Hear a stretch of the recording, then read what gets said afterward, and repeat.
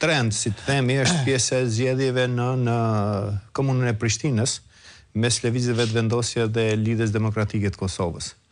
Ajo që megjithatë kjo besoj se nuk mund të ndryshoj edhe këtë radhë nuk mund të ndryshoj kryetar për faktin se Lidhja Demokratike ose vetë Përparim Rama tashmë ka shprehur një bashkëpunim edhe me Partinë Demokratike sepse u pa edhe në protestën e fundit që kishin në Kosovë, në Tiranë.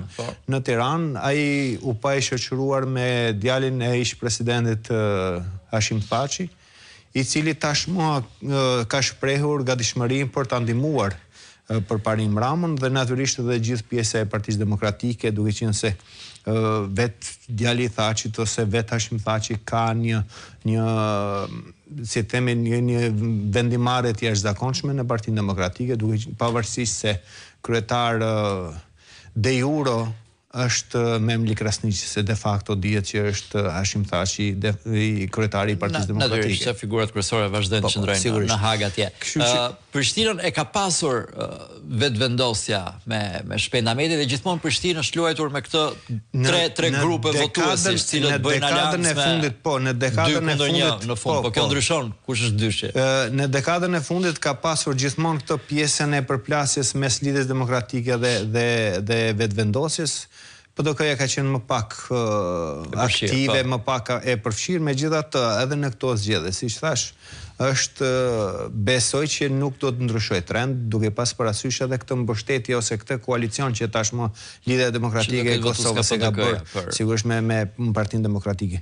Por natyrisht është pjesa edhe e emigrantëve që besoj do të aktivizohen edhe më shumë krahasuar me zgjedhjet standarde që kishim në raundin e parë. Duke qenë se në raundin e parë kishte një mbështetje goxha të madhe për vetëvendosjen, mirë po ky raund mund të ketë pak ndikim më të madh duke pas parasysh se këtu tashmë luan vetëm një vot për ta zgjedhur kryetarin e ri të këtyre komunave. Një vot nëse del dikush me një vot më shumë, automatikisht tashmë e merr kryesin. Rezultati ka qenë i ngushtë apo jo?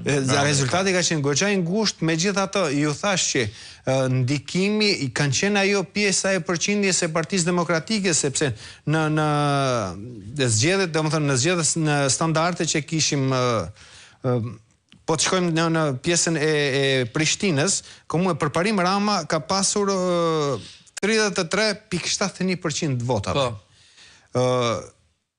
Ajrolla Qeku ka pasur 33.21%. Por kanë qenë dhe kandidatë tjerë që kanë marrë vota. Sigurisht që kanë qenë edhe kandidatë tjerë. Ata kandidatë, pra në rastin konkret që kishte